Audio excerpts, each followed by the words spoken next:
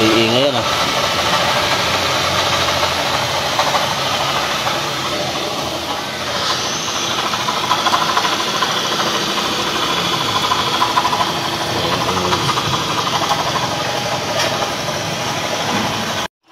Okay boss, pilang alternator bearing yan. Water pump yan.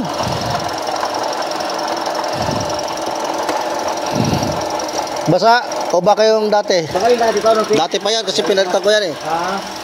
Isang taon na, wala na yun.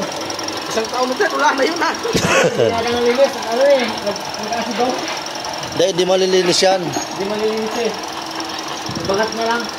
Hindi man saliwa eh, mga dati pa. Oh, napakaingan yung mga bossing oh. Pinalitan ng alternator yan. Bearing. Ayan ang mga boss, tinanggal natin yung belt. So ayan, walang ingay no. So titingnan na natin kung saan yung maingay na yun no. Either pulley or water pump.